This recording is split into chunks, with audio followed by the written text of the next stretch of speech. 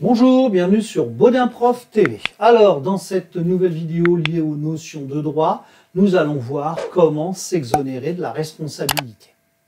Alors pour cela, il va falloir démontrer qu'un fait extérieur a causé le dommage, ce qui va annuler le lien de causalité entre la faute et le dommage.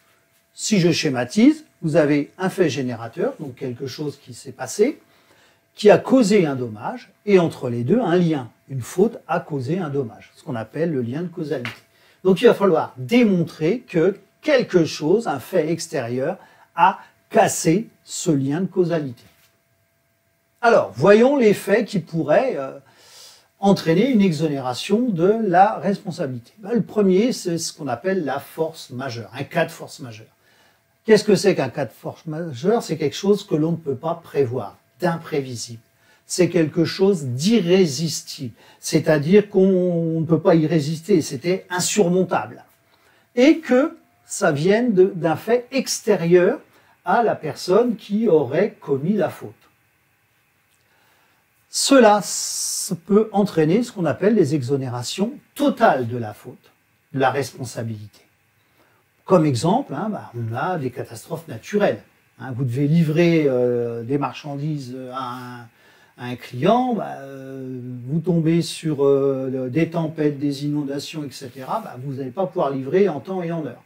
Ça peut être aussi des grèves, ça peut être la guerre, vous voyez, tout ça, on est vraiment sur des choses extrêmes. Deuxième possibilité de s'exonérer, c'est le fait d'un tiers, c'est-à-dire que c'est quelqu'un qui est intervenu et qui a entraîné le dommage. Donc, il faut que ce soit là aussi imprévisible et insurmontable, irrésistible. Et là, dans ce cas-là, on pourra avoir soit une exonération totale, soit une exonération partielle. Ça va dépendre du niveau d'intervention de ce tiers. Et la troisième possibilité, c'est que s'exonérer parce que la victime a commis une faute. C'est généralement lié à son comportement. Et là, on va avoir soit une exonération totale, si la victime a vraiment commis une faute importante qui a vraiment directement entraîné le dommage, ou partielle si c'est moins important. Un exemple, les gens qui se retrouvent à ne pas respecter les interdictions de baignade sur la côte atlantique et qui se retrouvent emportés par ce qu'on appelle des baïnes, ils ont une responsabilité puisqu'ils n'ont pas respecté les interdictions de se baigner.